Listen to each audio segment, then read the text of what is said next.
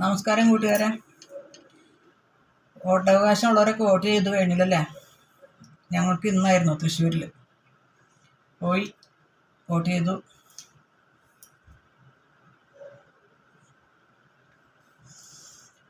ഇലക്ഷൻ്റെ കാര്യം ഓർക്കുമ്പോഴേ പണ്ടത്തെ ഇലക്ഷനാണ് നല്ല രസകരമായിട്ടുള്ളത് കേട്ടോ. ഇപ്പം നമ്മൾ പോയി നമുക്കിഷ്ടമുള്ള ഇതിലെ കുത്തിൻ്റെ പോലില്ലേ, ഒരു ഞെക്ക് കൊടുത്തിൻ്റെ പോലില്ലേ. എൻ്റെ ചെറുപ്പത്തിൽ ബാലറ്റ് പേപ്പർ ആയിരുന്നല്ലോ. അപ്പോൾ അയലക്കത്തുള്ള അമ്മൂമ്മമാരുടെ കുറേ തമാശകളൊക്കെ ഉണ്ട്. വോട്ട് പിടിക്കാൻ വരുന്ന സ്ഥാനാർത്ഥികൾ എല്ലാവരും തൊഴുത് വരും. അതിനു മുമ്പൊക്കെ ജാതിപ്പേരൊക്കെ വിളിച്ച് അധിക്ഷേപിക്കുന്നവർ പറഞ്ഞു വരുന്ന ആൾക്കാർക്ക് എല്ലാവരും അമ്മായിയായി, അമ്മാമ്മയായി, ചേട്ടനായി, എല്ലാം ആയി. പിന്നെ ഒരുപാട് വാഗ്ദാനങ്ങളും. എന്താ സ്നേഹപ്രകടനം! കൈയൊക്കെ പിടിച്ച് കുലുക്കി ഉമ്മ വെച്ചുകൊണ്ടൊക്കെ അവർ വോട്ട് ചോദിച്ചിട്ട് പോണത്. അമ്മൂമ്മമാർ പിന്നെ എങ്ങനെ മുടക്കും? അവിടെ കിഴക്കേലെ അമ്മായി അമ്മൂമ്മ, അത് കിഴക്കേലെ അമ്മായിയുടെ അമ്മ നല്ലൊരു കോമഡി ആയിട്ടുള്ളൊരു അമ്മൂമ്മ കേട്ടോ.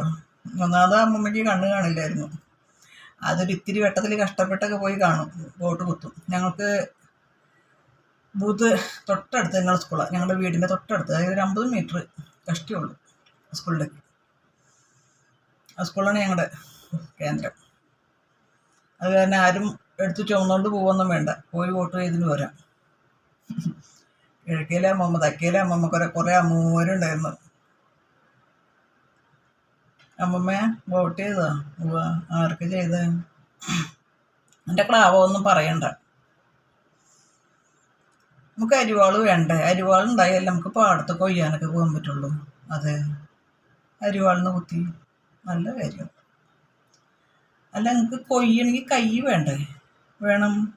അപ്പോൾ കൈപ്പത്തിയും കുത്തി ബെസ്റ്റ്.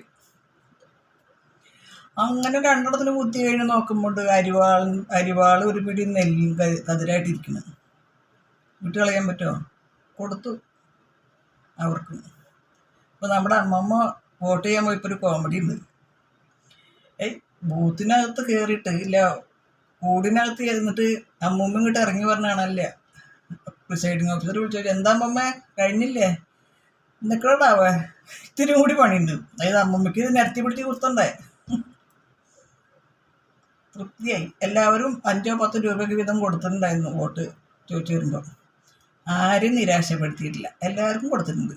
സന്തോഷം. ഇപ്പോൾ കുറേ ആൾക്കാരൊക്കെ പറഞ്ഞ് കാണുന്നുണ്ട്, ബാലറ്റ് തിരിച്ചു വരികയാണെങ്കിൽ കള്ളവോട്ട് നടക്കില്ല എന്ന്. ഇതുപോലൊക്കെ അല്ലേ